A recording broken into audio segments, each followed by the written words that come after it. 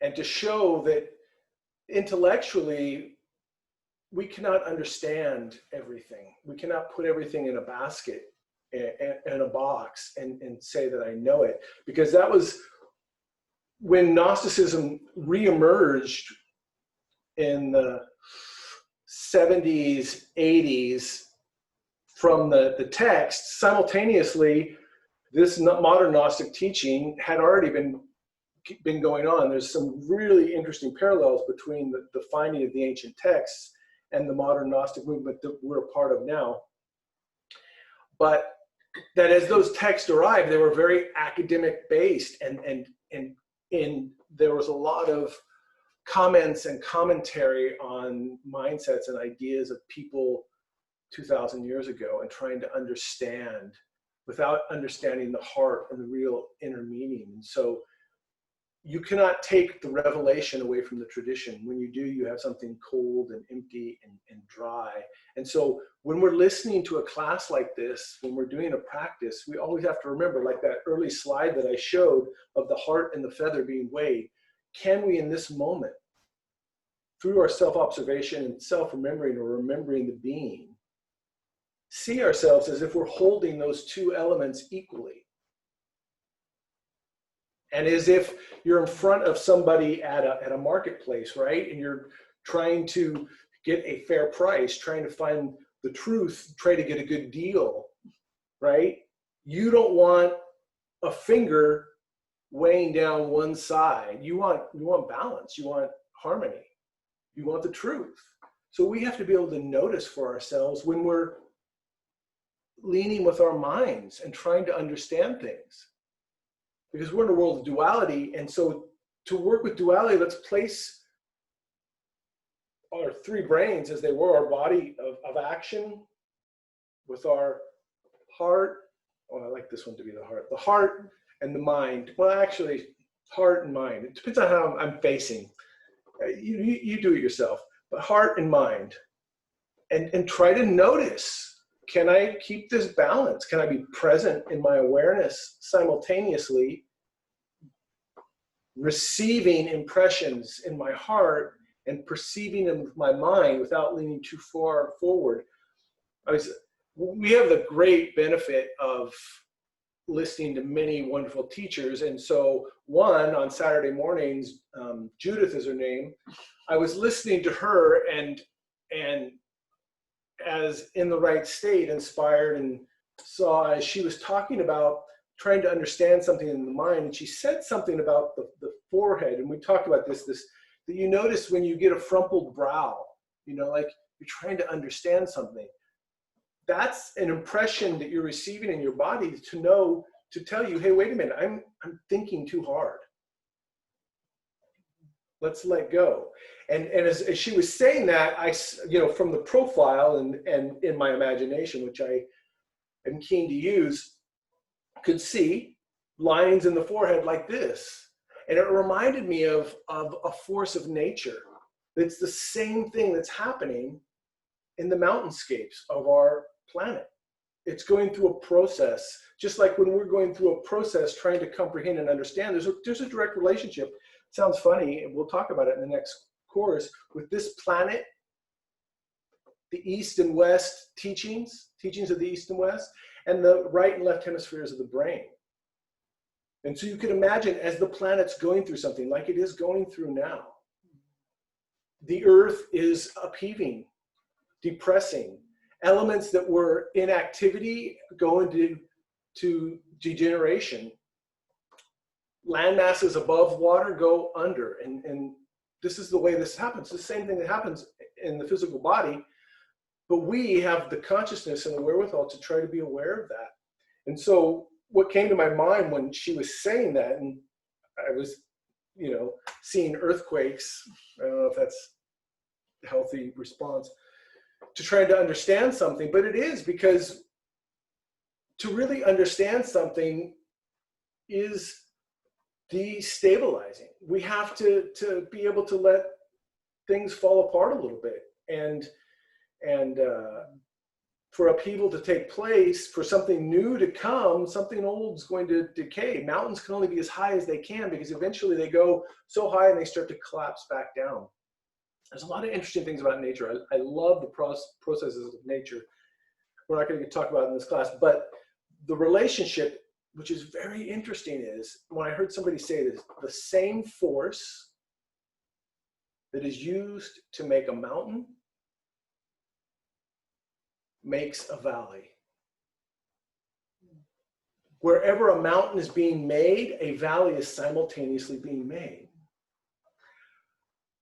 I've really been impacted lately in working with the Tree of Life and studying and trying to really understand this relationship of balance and harmony. And we're going to get things that are difficult and we're going to get things that are easy.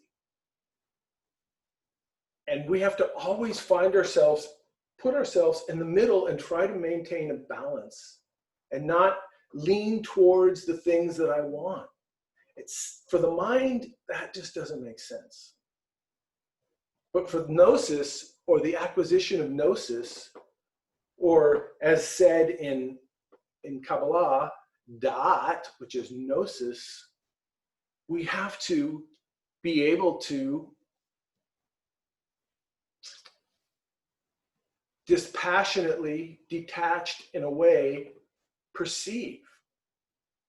Because if we perceive with desire, needing to know, I'm the first person to say gnosis is important. We wouldn't be giving these classes if we didn't think they had value. And we're trying to go back and make it simple and not memorize and all these different things, like which archon rules the spleen.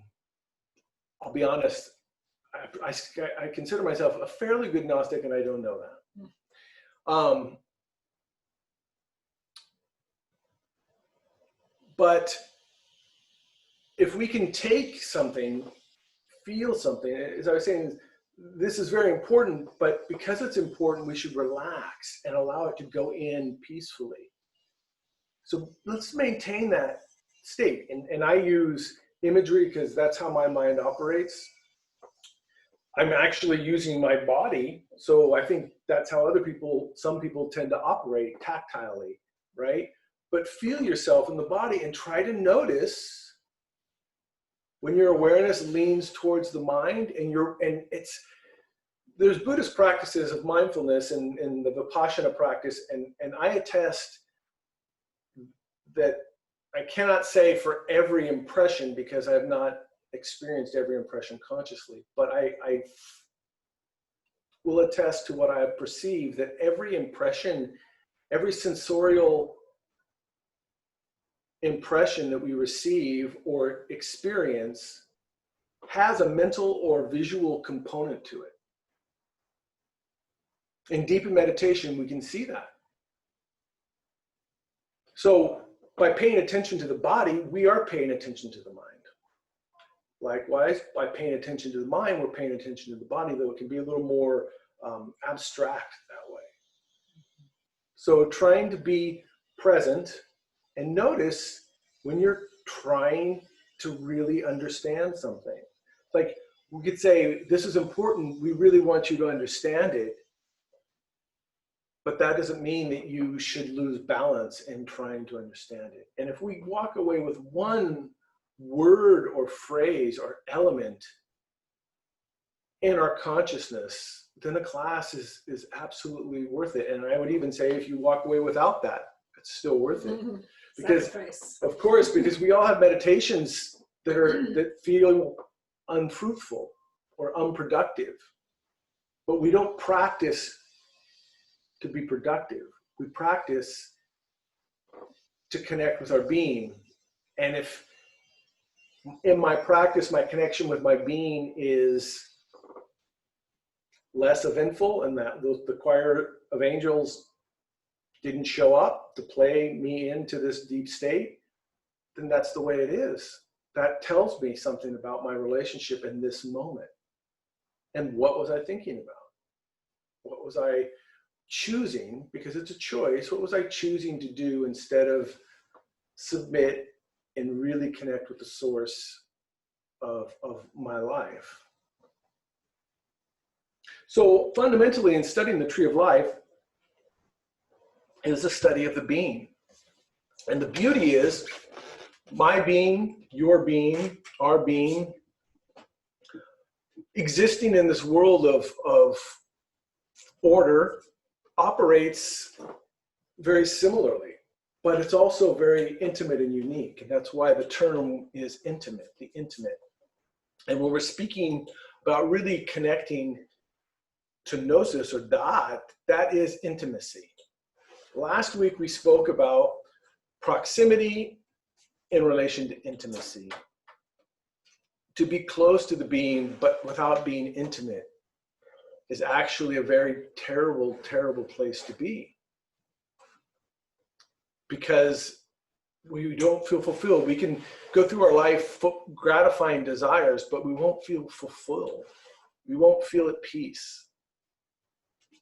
And one of the elements that helps us to feel at peace is balance, because we're not striving for something.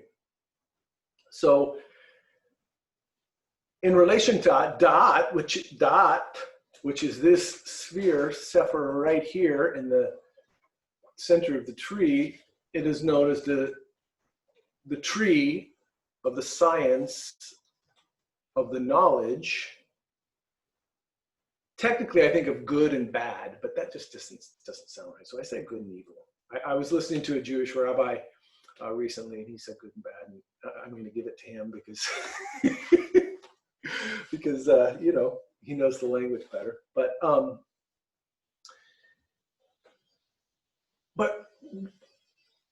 one of the essences of the relationship of Daath to understand, which is knowledge, and I've said, I think 1,000 times, this might be 1,001, that we receive impressions as knowledge or gnosis in a formation. This is a formation of gnosis. This is a formation of gnosis. Words are formations of gnosis. Symbols are formations of gnosis. But if they don't intimately contact our consciousness, they just become, they remain knowledge in a formation, or just information. And information, no matter how profound, will never save us. It's indigestible. Thank you. And that's, so from the outside, looking back at the Gnostics, and from an academic mind, the believing that, oh, knowledge is power, information is power, but that's not what it is. That's a misunderstanding. We have to go from inside to comprehend. Knowledge, which is beyond the formation. We use the formation as a key, as an entry point into the knowledge, because it informs us about what we're experiencing. But what tends to happen is that information either stops us because we're confused and we get the crumpled? Well, I can't remember what my bra does. It crumples. Or we, no, I can't use the same word because you said it. Or we take in the knowledge in the form that it is, and the information. And in both ways, we stop here. And Einstein said something very wonderful. I love this quote. And he was a quote machine. I don't know how he did anything else. Apparently he did other things, but you know, a lot of good quotes from Einstein. He said that logic or reason, we can say the intellect, can take you from A to B. Imagination can take you anywhere. And it's funny because our minds go, oh yeah, it's easy for you to say, Einstein, easy for you to say. No, he's speaking practically. Gnostically, we're speaking, imagination is the doorway. So when I'm speaking and we're speaking, it's really good for you to try, and that's why we lost as a humanity a lot. We gained a little, but we lost a lot when they started making movies. Because, you know, first, everything was done in books. You know, you would read plays, but that was, you know, not everybody got to go to the plays. You'd read, and your mind would imagine the images. And then radio came, and I was like, wow, I don't know about this radio thing. And but at least in radio, you know, where it's read for you, your mind, you're going to go numb. No one's going to be reading. No one's going to be taking in information. It's going to be told to them. And some of that's true, but at least listening to radio. And there was periods where there was a show, it was a movie, but Hitchhiker's Guide to the Galaxy. It was a British TV show, and it came in series, and we had these tapes. And we used to just lay in the dark and listen to those tapes. It was just amazing. It was great times. And with my kids, for, you know, once in a while, we would get books on tape and listen to them, because your mind creates, you're active, you're perceiving and receiving simultaneously. It's really hard not to. I don't know how you would read not to do that. I guess someone was saying not everyone's visual, so, you know, maybe that's a different experience, but there's some level of that. So, but with movies, the images are given to us. You know, that's why some people, I used to, as a kid, people would say, oh, the book was better. And I was like, no, that's impossible. There's no way a book can be better. No, I did read a lot, but it was just like movies. I was just, you know, entranced by them. But the way to watch a movie is in that third state of consciousness as much as possible, to perceive and receive and try to live, try to feel.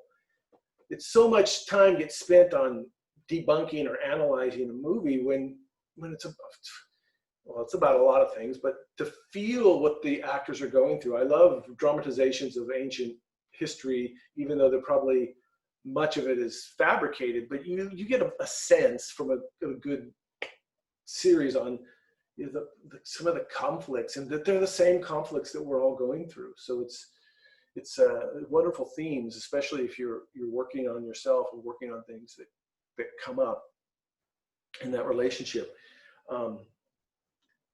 But imagination can take you anywhere. Well, the question is, where do we want to go? As we grow up, we're untold. We're untold in the relationship of our imaginations. Like, we're told, don't do that. Don't make things up.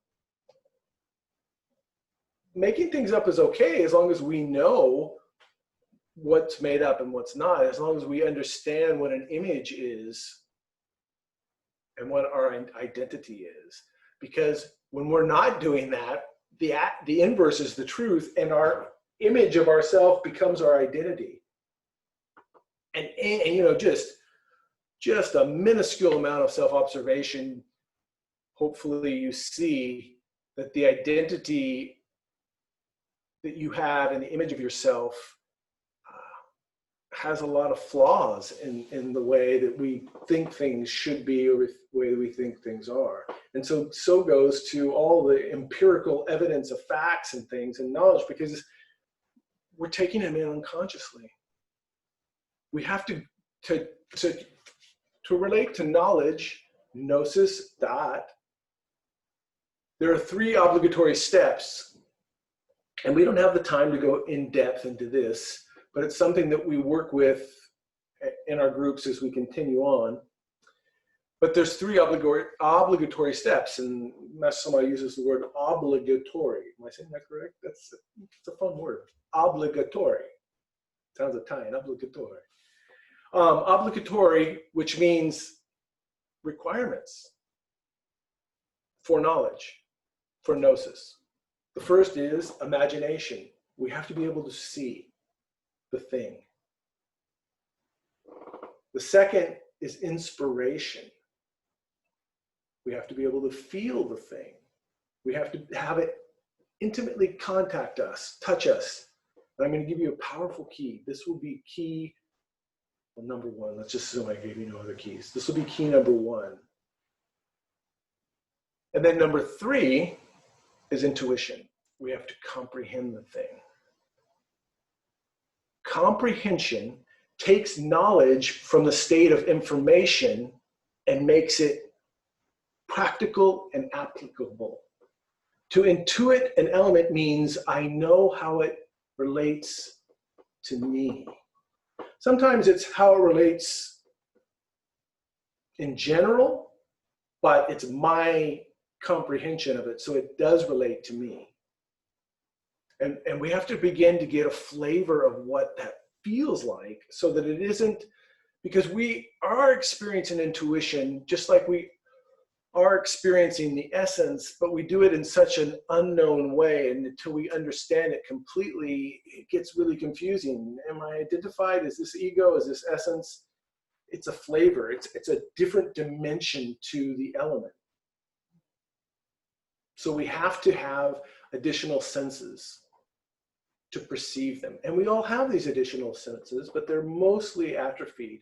And why we begin with self-observation to awake, and transmutation to energize and to fuel these senses, to give them food so that we can use them. The consciousness and the creative energy. Because imagination is fueled by creative energy. The more creative energy we have, and this is verifiable. We can verify this through transmutation. Notice you transmute, you transmute, transmute. Try to feel in your heart. Try to keep your attention divided, and your mind will become more lucid. It will become more quiet, but in the quiet, it becomes more lucid. It takes consistency and effort, and the key that I'm going to give you is in the inspiration, which means we think, as I said, and you maybe have read, imagination, inspiration, intuition. I'm going to take this thing, I'm going to see it, then I'm going to feel it, and then I'm going to comprehend it. Yeah, could be. But what I've learned is the key of inspiration, which has, I could say, two poles, which is a hope or a willingness, and then an inspiredness or something that's ignited. And the willingness and the hope is the key, so that we put the inspiration ahead of the imagination, so that we're not sitting in meditation going, okay, I'm going to sit here until I see something. Imagination flies on the wings of inspiration. Imagination flies on the wings of inspiration. That's a Gnostic quote. That's a Gnostic quote. And Jeff's quote, the lungs are the wings of the heart. That's the same thing. That the inspiration and intuition works together. And we're going to use those mantras with the lungs. But because the wings actually grow out of the lung chakras. And we'll look at that. I think we'll look at it. I'll restate that later. Out of the back, of course, but it's this elevated state of consciousness, this inspirational attitude. So instead of sitting waiting to see, let's just put aside, I am going to see something. So that we have faith, we just stop thinking about, meditation isn't working. Let's go to inspiration and put inspiration in the front. Willingness. How am I sitting? I should be willing to be here no matter what happens. Excited. I know. I've 100% verified this, and you would wonder why it can't be operational 100% of the time. It just doesn't work that way. That can't say you shouldn't sit if you're not in the right state, but just get in the right state. Can I say that? Is that bad? That's wrong. That's good. No, we just have to, because we need to find superior emotion. We have to get there. We have to want to see something. And then I use the imagination as imagining I'm seeing something. And continue to sit there in wonder, in wonderment and awe, like, because that's where the magic happens. As I like to say, how does every great magic trick begin? Asking for a volunteer. And in your meditation practice, you're the volunteer. Volun, will, voluntad, but Latin, will. To be willing. Not will like I'm going to imagine something, but willingness. I'm willing to be here. And then that activates, automatically, if I say that, it activates the heart and the lungs. And it is a prayer.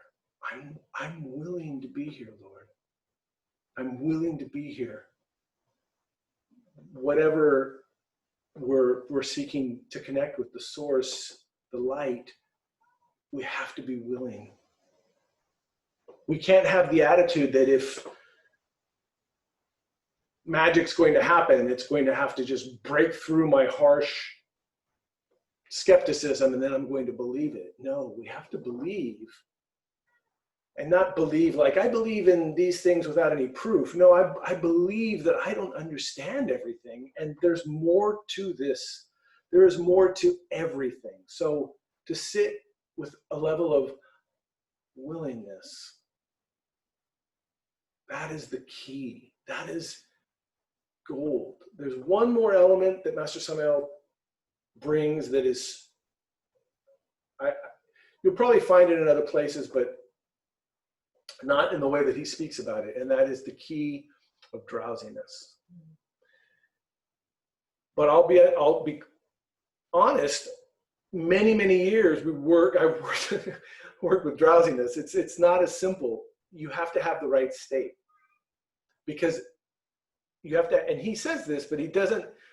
But the key is drowsiness, because that makes the mind lucid. The imagination activates. But if we don't have the right state, what happens is we just fall into our sleep. We fall into the dream. We fall. And in Gnosis, the one thing we don't want to do is essences is fall. So we don't want to fall into whatever comes, because, as I said before, the attitude is, I am going to see something. So I need to be ready for that. Vigilant, like a guard in the time of war, because this is life or death in that moment, because I don't want to fall. I don't want to fall. I've spent this time to be here in this practice. I don't want to waste it. I don't want to put pressure on myself. I just want to be willing to be here for whatever it takes. Because we're waiting for something to happen, but we wait with the attitude of excitement and acceptance, like a child on our birthday. And any package that comes, the mind goes, oh, what could that be? My grandfather used to be, do you think it's a football? Like, he would always say these funny things for, like, no. But to have that childlike excitement when we sit at meditation. Because then when the drowsiness comes, we have a space enough to catch something as it unravels. If we're locked in to a hard state, or we get knocked off our guard very quickly. So that's the keys. The obligatory steps for Gnosis, for Daath, for knowledge, is imagination, inspiration, and intuition. And these are unfoldments. They're not like, okay, now I'm going to comprehend, I'm going to intuit this. They are all, as and one of our teachers, Rafael Vargas, said, it was a beautiful thing. He said, inspiration is the key. Inspiration's in the center, with one arm around imagination and one arm around intuition. And that's exactly how it is. You have to feel involved, and you're meeting with your being, your love, and you're ready for whatever, and something's going to come. So be in that state. I would like us to be in this state when we give the class. I know I'm going to give a terrible class. I'm going to give a terrible class anyway, but if I'm in a good state, at least I'm going to enjoy it. Is that not good? No, that's not what I meant. I opted for a joke there instead. But if I'm in the right state, at least you're in the right state. Because the reason for being of the being is being itself. And the being is in constant bliss. Relative, because it wants to have that bliss, that experience through you in these lower realms. So we're very important for that. He wants to have that bit bliss through us, which is one of the relationships that's misunderstood in religion and was spoken about by the Mayans, that the divinities were trying to create people that could worship them. And in our minds, it sounds like, whoa, wait, that doesn't sound right. But what it is they wanted essences to experience their bliss and experience their bliss through them, bring their love into the world. We have to always notice too much mind, not enough heart, too much heart, not enough mind. That these teachings are trying to tell us something very beautiful. So, imagination, inspiration, intuition, be willing, be inspired. Do what it takes to be inspired. And then use drowsiness, relax, which is deep relaxation. But we could have too much relaxation if we don't have the right state and we're just falling asleep. So, now, onward.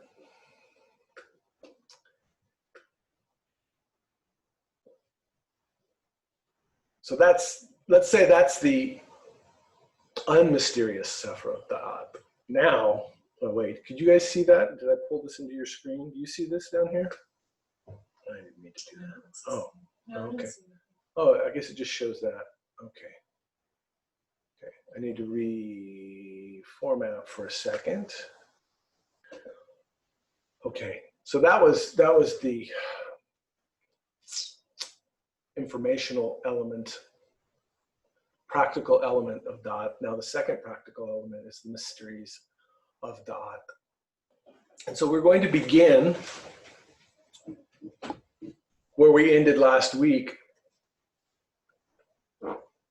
And we were talking about the superior Sephiras of Atzilut, which we relate to as the Trinity. And if you want a rational viewpoint in this, we just think of it as the three forces: the holy affirming, the affirming force, the denying force, and the reconciling force. Three forces. And those three forces, as we showed, are present in every atom, every element of creation, because it's a reflection of the first element of creation, which is the Trinity that emerges out of the Absolute: Keter, Chokmah, Binah, first force, second force, third force, Father, Son, Holy Spirit, Brahma, Vishnu, Shiva. And so in this, we see Brahma, because Brahma has four faces. And as I said, using symbols, I think, are very important to overlay and communicate the universality of these teachings and help to understand, because once we comprehend inside of ourselves, inside of our work, what's being said, you see it in all of the different traditions. You read things in a different way, you feel things in a different way, because you're living them and you understand. So Brahma's four faces, and here three faces face out, and the fourth face is, as you see it here, in the Absolute. We can't see that face. It's in eternal bliss, eternal joy, we'll not even say eternal, we'll say infinite joy. And that what we have is these three faces of Brahma, we would say is the visual or visible side or the face of the Absolute, the visible side of the Christ.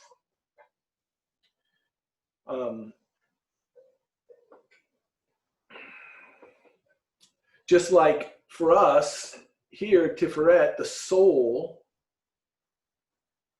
is relatively speaking the visible face of the monad, of the Father,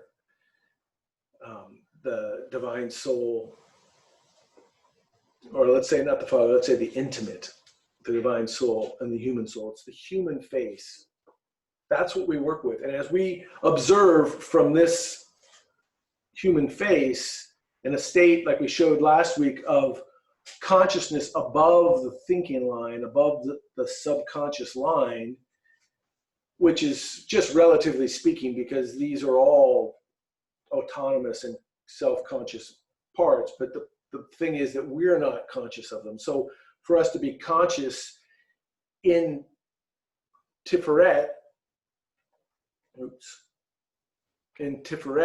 to be conscious of our thoughts, our feelings, and our actions, which are the visible side of ourself, or the visible side of our essence. What we're thinking, how we're thinking, why we're thinking, what we're feeling, and what we're doing. So you see these three triangles work that way, and that the work for us, as we talked about last week, and is to work with awakening, is to create a vehicle in the human consciousness that this Christ, these three primary forces, Father, Son, Holy Spirit, with these three lines that draw right in to create a throne or a house like this throne here for the being at its highest parts to rest. And the key to this is in the mysterious Sephra of Daath, which is here, which in the Christian tradition is called the Word of God. And the Hebrew, it's the tree of knowledge. So when we're speaking of word and we're speaking of these three primary forces, it's good to go to another tradition and look at this mantra that we've done, Om, but Om is, and you could read the Mandukya Upanishad, it reads just like, in essence, the introductory of the book of John. In the beginning was the word, and it says in the beginning was the syllable Om. And just like we'll read next week or 1 week coming up from the Popol Vuh, the creation story, it's very similar. It talks about creation through the word. And so again, thousands of years, thousands of miles, the same teaching. It's just acclimated and adjusted to a time and a space and a mindset. So don't be confused. We get confused because it doesn't make sense. But we get to the essence. We get to the gnosis, or the knowledge, not the formation. We use the formation, the symbol, to unlock the doorway to the gnosis, to the knowledge. So here, in the beginning was the word Om, which is the representation of the Christ, which comes out as a vibration, a word that vibrates. And that this Om is a trinity in itself, and it's composed of 3 letters. This is the Sanskrit version. You can see the Tibetan version, which is similar but different. And I don't know my Sanskrit very well, how this breaks, but it's a pictograph of letters put together. And it's A-U-M, and the U is like a V. And it's pronounced Om or Aum or Aum. So it's a trinity in itself. And in the Mandukya Upanishad, which we don't have time to go into, it talks about these 3 letters of the syllable Om, and the silence from which it comes and returns to relates to the 4 states of consciousness, which are the states of Brahma, or the states of the being, which are you and I. When we say I'm being conscious, we're conscious because we are the consciousness of the being. We are the being's consciousness. The being can only be as conscious as we are in this world, of course. And we get to partake in his understanding when we allow, in perfect harmony, the information to come in and touch his consciousness. But we have to create a space, a temporary space for the being's consciousness to perceive, and then in time, through the elements and the mysteries of Daath, work to create a permanent seat for the being, so that we participate in his joy and his bliss is our bliss. So Aum is composed very similar to the three maternals in Kabbalah, the Hebrew. A for Agni, the god of fire. V or U for Varuna, the god of water, which rides a sea creature. And M for Maruts, which is a legion of beings that relates to storms and air and thunder and all things in the heavens. That the roaring thunder is the chariots of these warriors going across the sky. But this is the same relationship of fire, water, and air for you and I to be formed, for the earth, this philosophical earth that we are. So in this superior trinity and understanding that in creation, wherever there's two forces, the third force is always there, but we don't always perceive it, which is this relationship of the magnets that I've shown before, or tried to show, where you have, we say positive or negative magnets, one that's north and one that's south, relatively speaking. When those two are put together, it produces a movement of energy relative to the polarity that we bring forward, which way the energy is going to go. But the key for us in relation to Daath is to understand the correct proportion of attraction without identification. First force, let's put it this way. First force is my perception of some situation or some object. Second force is me in relation to that. I either am resisting it, or repelled by it, or impelled by it. The key is, do not move so far away that I'm out of the sphere of that force. Now you can see that as magnets, right? Like the magnets are being repelled.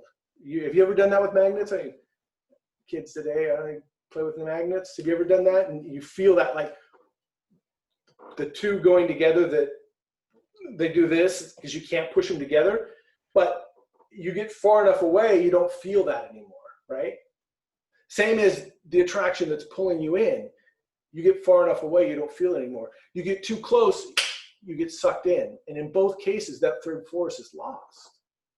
There's no third force. So we need circumstances in life. We need to interact. We need difficult situations. And I'm as a scientist, I've got glasses, so I'm kind of like a scientist, that I've been studying in my own consciousness lately, in my circumstances. Half the time things happen I like, half the time things happen I don't like. That's Greek mythology 101, Pandora's box. We're not going to get into it. Read it. It's awesome. But the story is telling us that you're going to get both. You're going to get both. Good and bad, sweet and sour, up and down. I can't say that, sorry. That's ridiculous. No, so the key to have the correct relationship proportion, so that that force of attraction, or the relationship between the two forces, maintains the third force, which is the magnetism or the electromagnetism between them.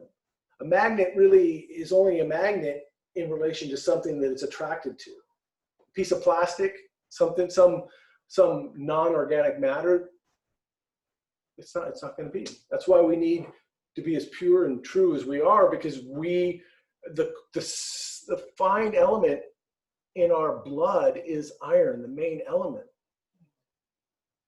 So we are in relation to that, magnetic, and that relationship.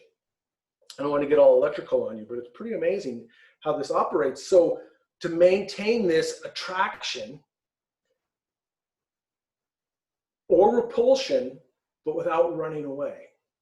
Because then we have those three forces, which is the same scenario of the three forces to acquire knowledge.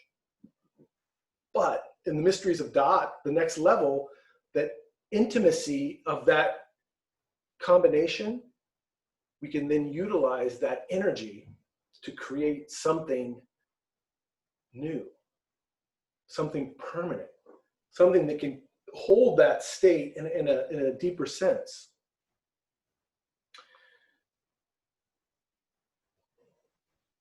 So a little traditional Kabbalah stated that we have the positive pole, or the masculine pillar of the tree. You see that here? And the negative, or the feminine pillar. And it was said that the masculine aspect of Chokmah combined with the feminine aspect of Binah to produce Daath.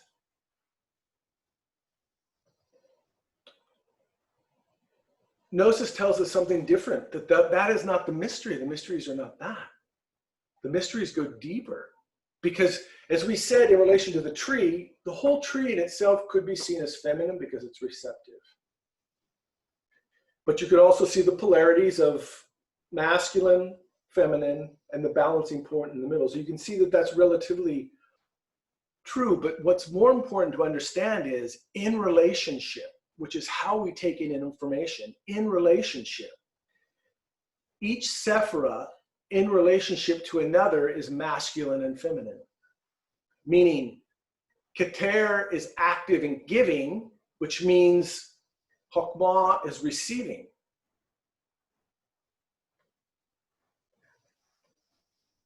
Chokmah is giving, so it's masculine in relation to Binah, which is receiving. Now, without the crossing the chasm of Daath, this Christ, or these three primary forces, are interacting. No, you don't. Not yet. Not yet. Oh, come on. You didn't see that. That didn't happen. That interacting with inside of itself, the being is in its superior parts in complete harmony on its own. And there's this relationship of giving, receiving, giving, receiving. Okay, here it is. So now we go back to the East and understand this relationship that we don't get in the Kabbalistic tradition unless we really understand it. And we talked about the relationship of Elohim, which we'll talk about again, in Jehovah, the masculine and feminine. But in the East, it becomes very clear that Brahma has a consort, a spouse, which is Sarasvati. And she dictated to him the Vedas, or the knowledge, which he holds here. Vishnu has his spouse, his Shakti, Lakshmi. And here they're enshrouded by 7 serpents, which is a wonderful symbol. Here we have Shiva and his wife Parvati. And they produced the child Ganesha, which is the creative energy, the remover of obstacles. And so each of these sephira of the Trinity are masculine and feminine, giving and receiving. Shiva, Shakti, always in unison. This is the mysteries of Daath that was not contained. So now we see that this relationship in the superior dimensions by itself is continually in intimate connection and transmitting of energy and matter within itself. But creation unfolds, and it unfolds through Daath. So Daath has to be the doorway through which it passes into the lower realms. So Daath is born as the combination or the sexual union of Shiva Shakti in each of the three aspects of the Trinity.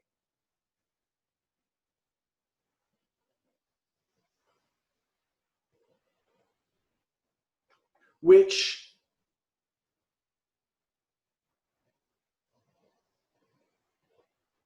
brings us back to this symbol, which is the essence of all creation. And you can see how these two deities are locked in sexual union, creative union, and the Buddha there is holding his hands as if holding the womb, the seed of life, right there.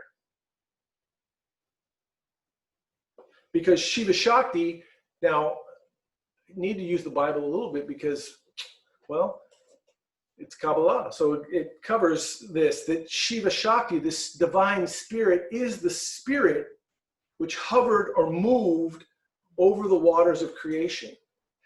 And as we talked about, Elohim, which is gods and goddesses in union, are in communication at the birth of the human individual, but we could also see it as a relationship of masculine and feminine aspects of the being connected together that say, let us, and it says it plural, let us make man, manas, in our image. And then it goes on to say, male and female, he created them. And this is long before Eve came. The original beings were androgynous, masculine and feminine. I heard a Jewish rabbi speaking about this. It was very bizarre. He said that in their tradition that it was said that the first Adam had two faces, one that faced forward, masculine, and one that faced backwards. He said it seriously, but then he said it this way. He said, because the masculine element was the one that's moving forward and looking and seeking and working and hunting. And the female face looks back to make sure that everything's safe and protected. It was a beautiful, beautiful interpretation. But the combination of man and woman are Shiva Shakti. That's where the power of creation, where all creation, the Bible begins, everything begins from that union. That spirit, which is the Holy Spirit that floats over the waters, that then brings the dry land to the surface. And for us as Gnostics, understanding the relationship of the creative energy allows us to bring that dry land, to bring new creations up from our subconsciousness. Bring them up rather than project them out. Because we end up projecting and the things that we're rejecting inside of ourselves so that we can crystallize and maintain, back to that beginning state, the relationship of the three forces and comprehend. Project, receive, comprehend. If the being was present, and the masters that we know that have completed the great work speak about the need to maintain self-observation, self-awareness continually, because their mind is so fertile that when thoughts move without consciousness, they create and it causes problems. It's not as much the ego, it's the mind that's been fractioned by the ego in the past, so that the mind needs to be integrated over time. The mind is always the problem. The mind is always the issue that we need to work with. Not the ego. The ego is there. We need to not identify with it. And if we have that relationship, when an ego comes, surges from our subconscious, and we feel it, and we don't identify with it, we keep that relationship, the third force, some level of understanding will come from that. If not, we hold it until it goes away. And eventually, the laws of creation, the laws of the universe will dictate that that element will get louder, will want to be understood.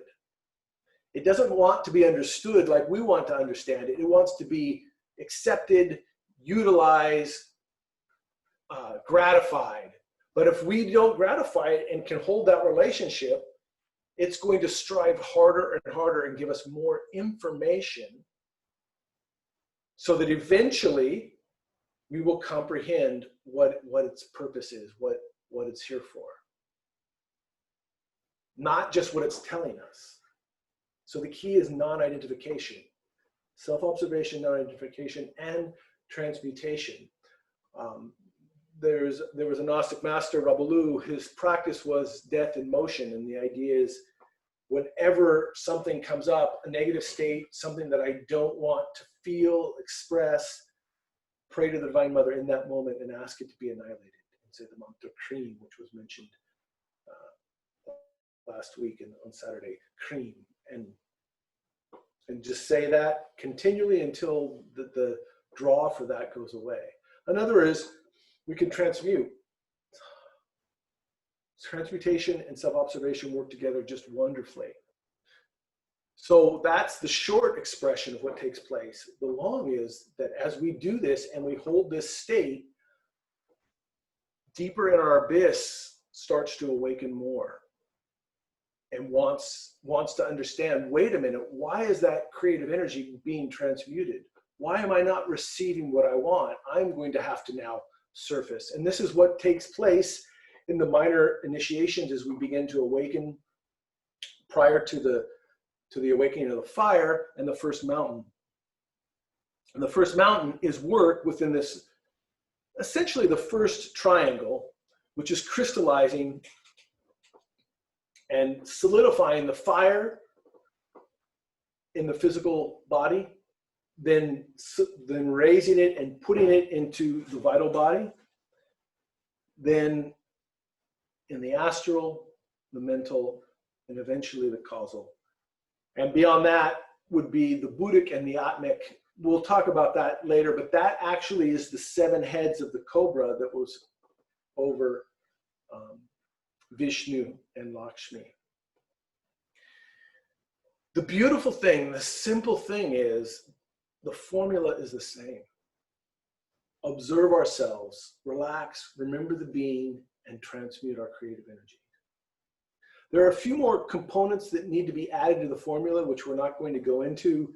It's something that, this is a public talk, and we're going to speak about esoteric things at a public level, which is just, the first thing is having the correct relationship to our creative energy and understanding when I am unconscious and I'm identified, I am creating in an inverted way. Inverted in the sense that it is opposite or antithetical to the being. So what's interesting here is this symbol now that the beginning of the path that we start to approach is the serpent. The serpent relates to this energy, and we find it entwined 3.5 times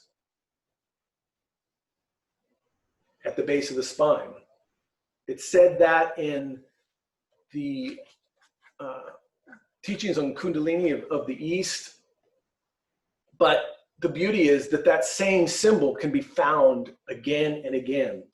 Here is what is known as a depiction of the Orphic egg of all creation, where you see the serpent wrapped 3.5 times around. Here, this is the god Eros or Phanos with a serpent wrapped coiled 3.5 times around him, where he holds the flame and the staff. Eros was initially seen as the creative god that creates, that hovered over the waters in darkness and night and created, and then later became Eros, the god of desire, and then associated with Lucifer in some way. The Roman counterpart is Cupid.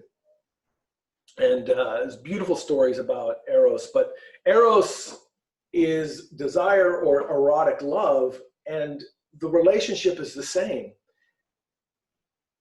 What we're attracted to, what we desire is not the problem. It's the attachment to it and the gratification of that desire.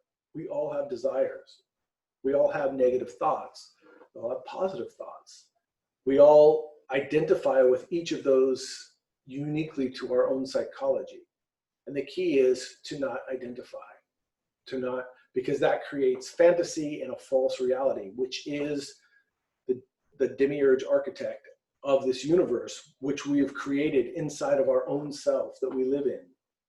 I don't want to sidetrack. We just watched the Truman Show again. Recommend you watching the Truman Show. We're thinking about doing it as a Zoom movie night. Maybe we were thinking about that because it's a fascinating story about the struggle to awaken and what the extent of that struggle needs to be. That all elements, just like in the Matrix, any element that is not you in the Matrix or not one of the other individuals, in essence, could be the archons or the agents, because they can be anything inside. That means anything in this reality that I don't have an intimate relationship to is here to keep me asleep. Something beautiful, something terrible. The key is to not identify. This is the story of the process of Dr. Phallus and Mephistopheles. The key, the deal with the devil that was made, not that he sold his soul so that he can have anything he wanted in the world. The deal with the devil was that you can have my soul if at any point I become identified and fall asleep and become infatuated with what you give me and what you show me. That was the deal. The deal was a deal of the consciousness. And it's the deal that in essence is the spiritual path.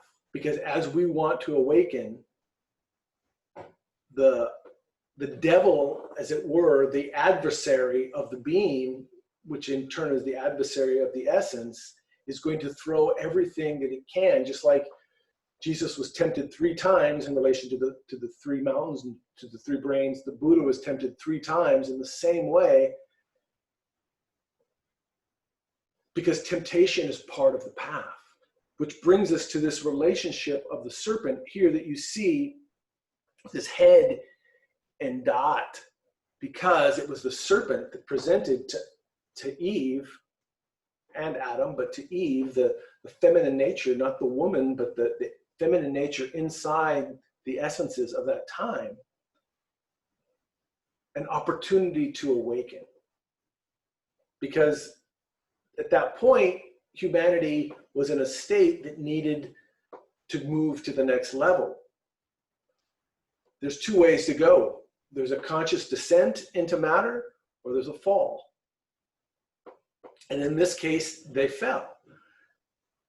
But again, the devil really was not the serpent. It said in there that the serpent was the most wise or the most cunning of all creatures, meaning of all creation, the serpent was the wisest, because it is the sexual energy inside of us that is tempting us to say, here is this knowledge.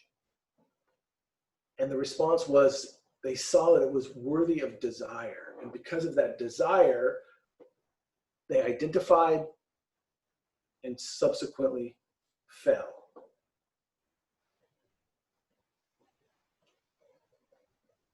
Likewise, in the Christian tradition, let's go to the next slide and see this relationship. So the serpent as a sexual force is our internal relationship to our Divine Mother. Let me go back a second. And there's several symbols that relate to the sexual energy. One is the serpent, but the serpent has many other meanings as well. It just depends. We need comprehension to understand what the symbol is. Also, the cat.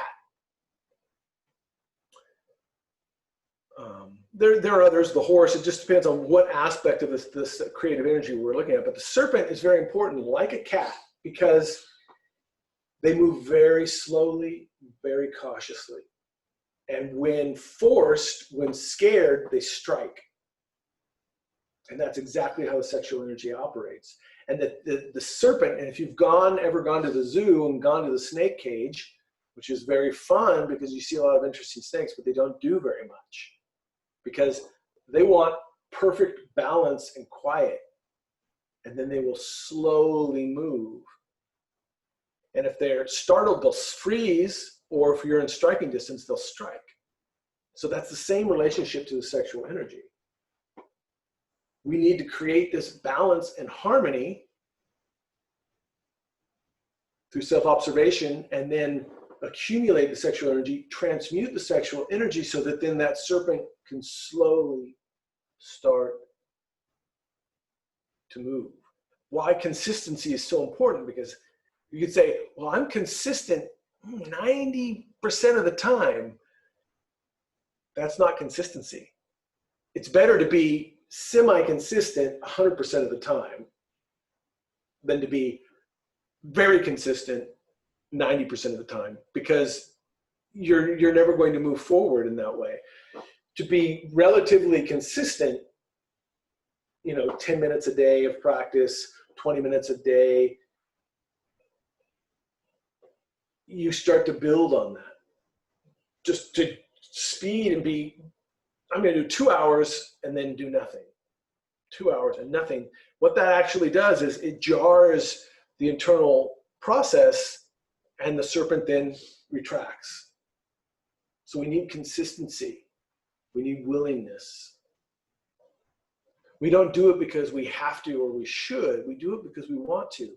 And if we don't want to, then we have to find that. We have to find the want to. We have to have the heart. We have to have the inspiration to guide us, to lead us. And then the serpent will move.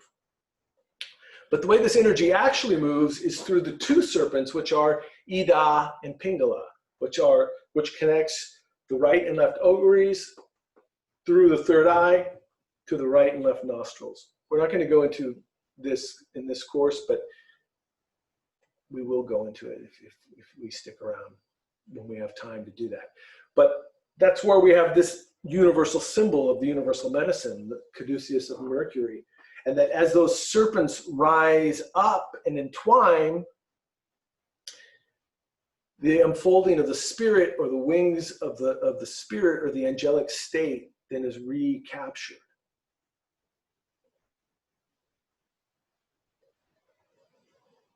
And so it is, good to do a practice where we envision those two serpents inside of us, but just focusing on the energy and transmuting is wonderful, fine. We don't need extensive, as Samael says, postures and acrobatics, tongue in a certain position, and certain mudras and all that.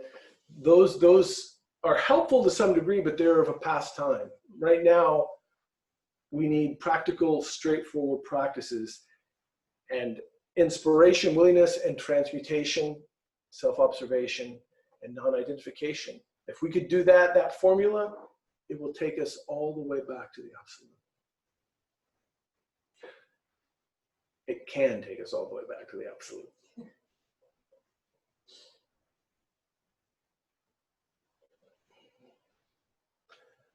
So in conclusion,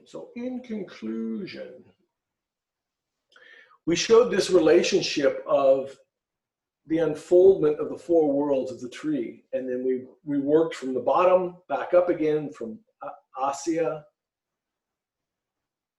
to Yetzirah, to Bria, to Atzilut. And now we're synthesizing all of this to tell the relationship that I said in the very beginning, that we see as this creative energy unfolds, or as creation unfolds from the absolute.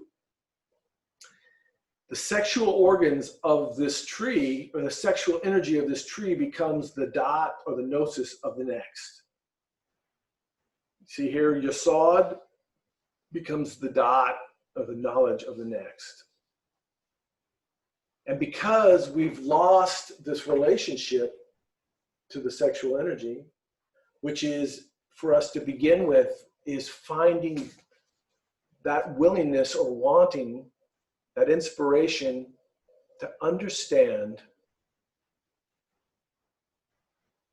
and look at my relationship to sexual energy. Because on one side, and on the two extremes of the tree of life, we have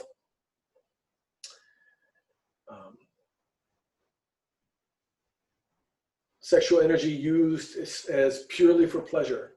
And I would say, I mean, I don't know, I'm not a scientist, a mathematician, but 90% of all of the use of the sexual energy is probably purely just for pleasure, thinking that I just want pleasure. And that's why we have all the contraceptives and all these elements, so that we can have the pleasure without the responsibility, without creating. But Gnosis tells us, Daath tells us, that using that sexual energy is creating, but it's creating in a sphere, in a plane that we do not perceive. It's creating in our subconscious, our unconscious, and our infraconsciousness. And it's there waiting for us. And so that's why when we say, I want to awaken, and I want to start to change this relationship to the sexual energy, then those things start to awaken, to come up, to understand what's going on. So we just keep the same formula without identifying, transmuting, comprehending. Because that is the thing. We start to work with the sexual energy, it's going to awaken, it's going to bring things from inside of us and outside of us to the forefront. It comes to take the energy back, but we have to be defined. This is why consistency is so important, to be defined, so that when this happens, even in this situation, yes, even in this situation, yes, so that I can then steal the fire from the devil. The devil comes up because he wants the fire, and we steal it by not identifying. And we do it just in little moments. It doesn't have to be huge, but consistently. So on one side we have sex purely as pleasure, and then on the other, no sex at all, no pleasure. We're going to take that away. And Gnosis says that that's not the key. The key is, which is the question that I have for you, what is your relationship to the creative energy? We have to find and honor and respect and understand, well, it feels good, so I guess it's all for pleasure. But we know that that's not the case. I mean, the mind knows that it has a purpose. But Gnosis tells us that it has even a higher purpose than we think. And it's the power to reconnect us with our source, because it is the source. And to participate in the bliss of the being is to participate with the creative process, to participate with the creative energy of the being. So we have to ask ourselves, what is my relationship? Because there is a third way, a middle way between purely seeking pleasure, purely rejecting. Find the middle way. And there is a middle way.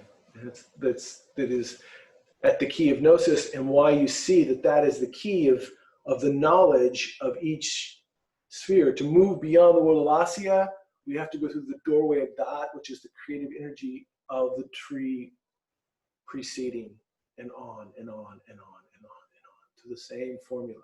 Because the inverse is what's happened is we find ourselves at the precipice here with a removal of Daath, or understanding, or this intimate knowledge of the relationship of creation, which then traps all the Sephira into the world of Malkuth. And that then, our world, our physical life without purpose, is the relationship of a life lived lost in the sea of creation, just lost in the ocean, which is really just a knot of this serpent energy. It's a knot of energy and matter. And so what we're working to do is to undo the knot that's been created. It's also the work with the three gunas. It's also the work in relation to the serpent entwined 3.5 times. And in the Christian tradition, it was veiled. And someone asked, why are symbols important? Well, they're important because it hides a knowledge that cannot be destroyed. So the book of Revelation, which is the conclusion of the Bible, where Genesis, where is the creation, the beginning, the conclusion is the unification or the union with the Christic principle. And again, we're not speaking about Christ, Jesus, the person. We're speaking about Christ, the light of the source that radiates through our being and draws us back to our inheritance, to who we really are. We are not this world, this physical body, these physical sensations. These are reminders for us to awaken, to be connected to where we came from. So in relation to the book of Revelation, it was very misunderstood, so it was left intact. But the sexual mysteries are there. For instance, in the two serpents, Ida and Pingala, in the East, in the Hebrew tradition, they were called the two olive branches because they move the oil that lights the lamps. In the Christian tradition, they were called the two witnesses. And you will see, if you read carefully in the book of Revelation, it talks about the revelation or the revealing of the Christic principle inside the initiate, which comes with destruction of the physical world. Our relationship to the world is changing as we work with this energy, that those two witnesses lay dead and the bodies in the street for 3.5 days. And in the book, it mentions 3.5 about 5 or 6 times. It says, and then how could this be just a coincidence? It says like 1,420 days, which is 3.5 years, 42 months, which is 3.5 years. It says it again and again and again in relation to the Divine Mother, which in there they call the woman, the Queen of Heaven that's seated on the moon, that has the 12 stars in her head and holds the child, the baby.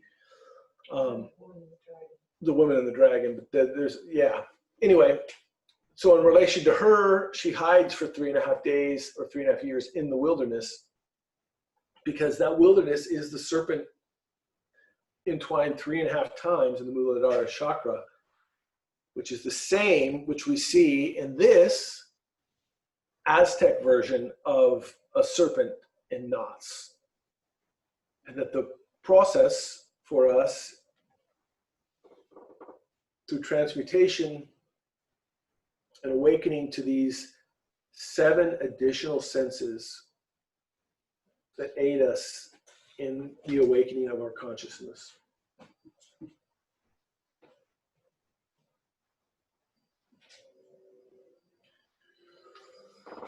So, maybe a lot of information, maybe not. We're going to do a practice. We're going to take a little break.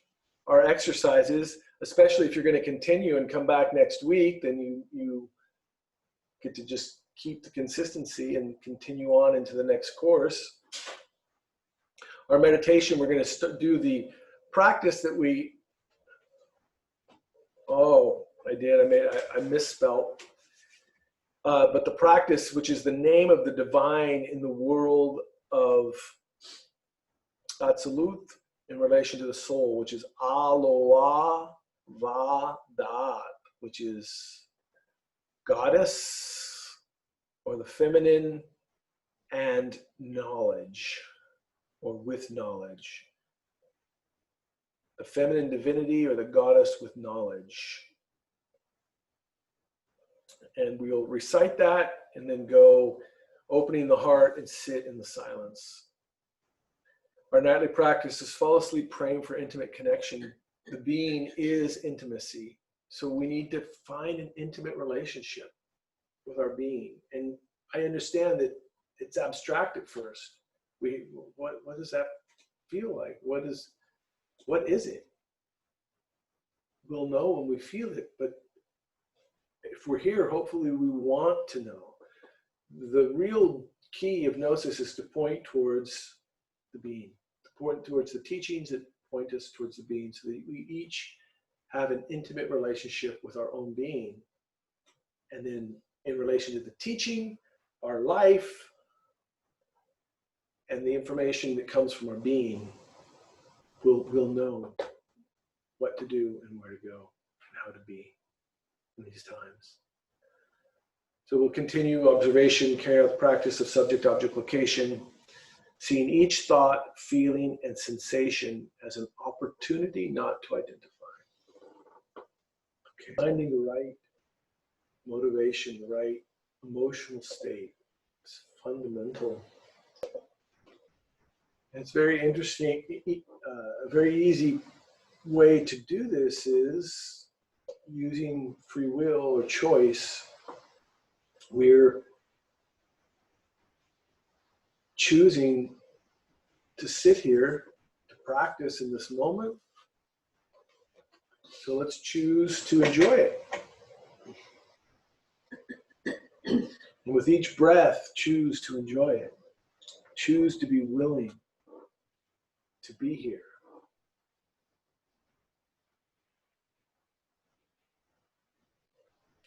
Each inhalation, again with the 4 parts, we inhale, we pause, relax, exhale, pause, relax, inhale, pause, relax, continue. That each inhalation should be an invocation, a partaking of the source, a communication with our being,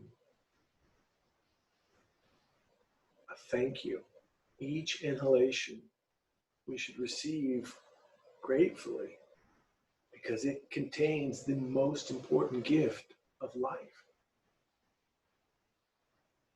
And that we then in turn transform it into the most important gift that we have.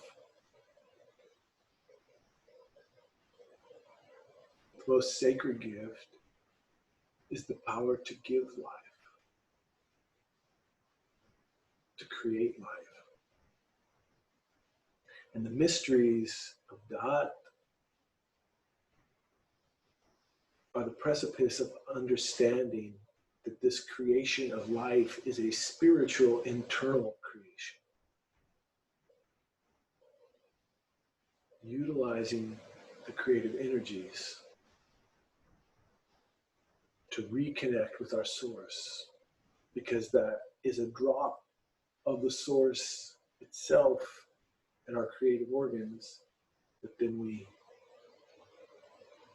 joyfully return it back. So we add to the 4-part breathing the transmutation. And on the inhalation, we breathe in, silently recite Hum, and feel the energy rise through the spine, through those 2 semi-etheric channels of Ida and Pingala, to the 3rd eye. Pause, relax, and send it to our waiting open heart.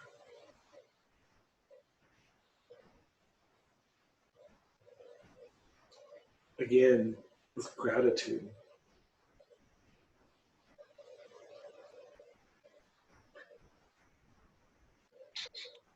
And it's understandable that we sit and we might not feel gratitude, we might not feel inspiration, we might not feel willing But we try to be willing. We try to feel and notice the resistance that comes and not identify. Our whole life then becomes a practice to experience without identification and partake in the creative force, the bliss of our being.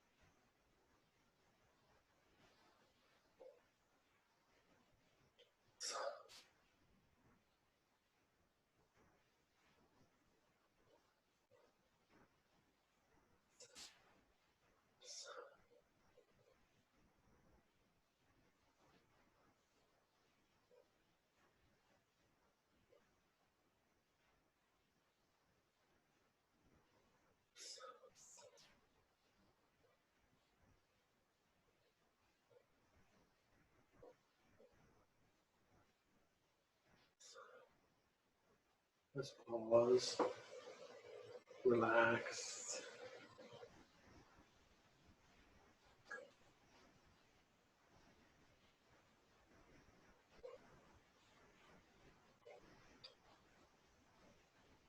So breathing and transmutation can always be a part of our practice. The mantras that we'll say connect us to the divine, open the doorway to wisdom so that we may ask that question. What is my relationship to creative energy? What is my relationship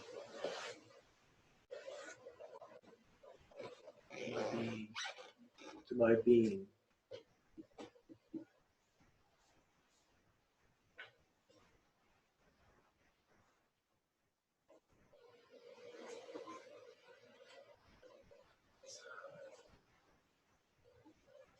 And also the sounds that vibrate, the ah, the oh,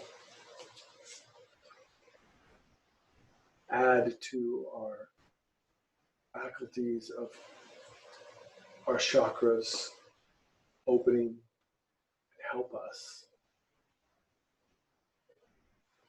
to perceive deeply, to feel completely.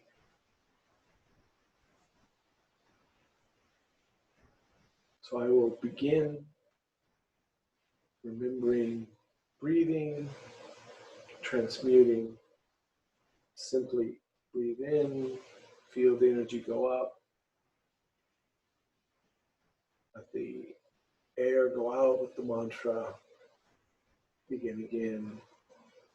Breathe in, energy goes up and out with the mantra.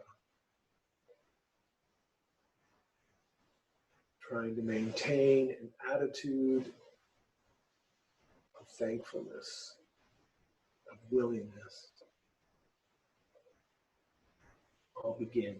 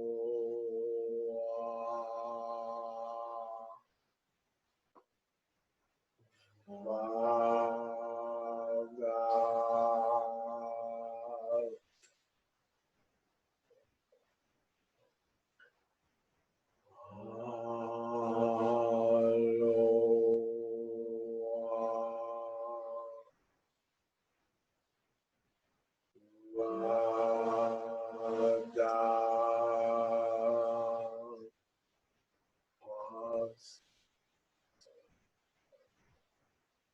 Continue breathing.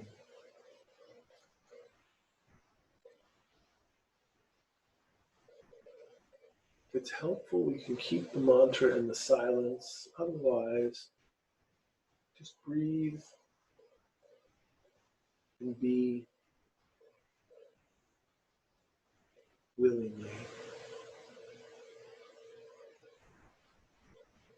Don't let the mind take you away or a sensation take you away.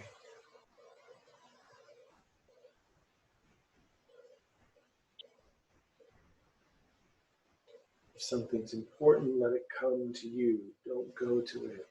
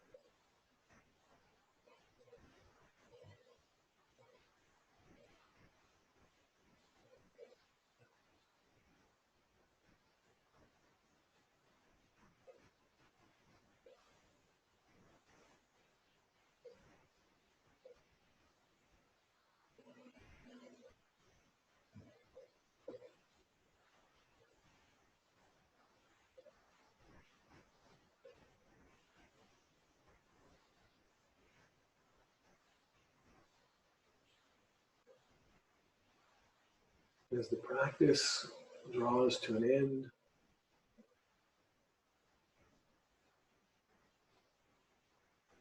trying to maintain this state It's always good at the end of the practice to be aware that we're leaving the sitting practice, taking it into our active practice,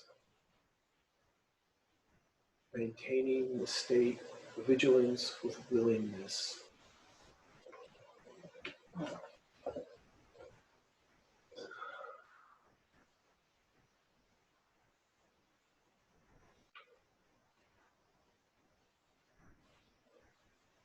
So, thank everybody for being here in these times, and this course, and this class, and maybe we hope to see you next week as well. But we thank you for being here, and have an opportunity. Anyone that is definitely going to need to leave exactly at 9, maybe you'd like to share a question or a comment about See, what has really been the value of the course for you? Like what has stuck with you? What stands out for you? What new realization or new practice or new way of thinking and feeling have you had as a result of the course? And then of course any question in relation to this class or any previous classes.